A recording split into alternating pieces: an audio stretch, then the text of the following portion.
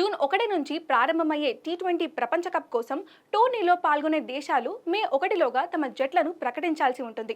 ఇప్పటికే New Zealand, England, south Africa cricket బోర్డులు తమ జట్లను ఖరారు చేశాయి. భారత్ సెలక్షన్ కమిటీ కూడా దాదాపుగా జట్టును ఖరారు చేసింది. కానీ టీ20 ప్రపంచ కప్ కోసం జట్టు ఎంపిక విషయంలో బీసీసీఐ, భారత్ సెలెక్టర్లు ఒకరిద్దరి విషయంలో డైలమాలో ఉన్నట్లు తెలుస్తుంది. ముఖ్యంగా హార్దిక్ పాండ్యా రెండో ప్రధాన వికెట్ కీపర్ ఎంపికపై ఏకాభిప్రాయానికి రాలేకపోతున్నట్లు సమాచారం. అందుకే జట్టు ప్రకటన ఆలస్యం అవుతుందని తెలుస్తుంది. నేడు అహ్మదాబాద్లో జరిగే సమావేశంలోనూ ఈ రెండు అంశాలపైనే ప్రధానంగా చర్చ జరుగుతున్నట్లు సమాచారం.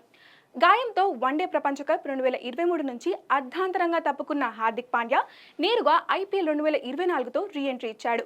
కానీ ఇందులోనూ ఆటగాడిగా సత్తా చాటుకోలేకపోతున్నాడు. ఆల్రౌండర్ అయిన పాండ్యా బ్యాటర్ గాను, బౌలర్ గాను పెద్దగా రాణించలేకపోతున్నాడు. ఈ విషయం బీసీసీఐని కలవరపాటుకు గురి చేస్తోంది. ఇక తొలి కీ వికెట్ కీపర్ గా రిషబ్ పంత్ ఎంపిక దాదాపు ఖరారైందని తెలుస్తుంది. కానీ రెండవ ప్రధాన వికెట్ కీపర్ ఎంపిక బీసీసీఐకి తలనొప్పిగా మారింది.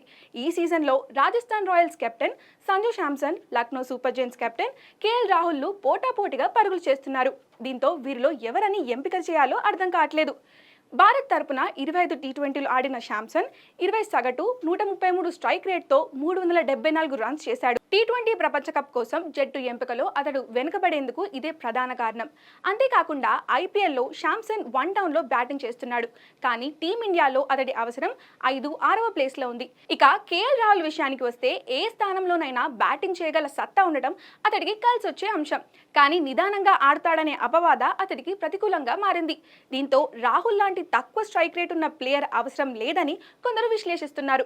సంజు శాంసన్ జట్టులో ఉండాల్సిందే అని పేర్కొంటున్నారు.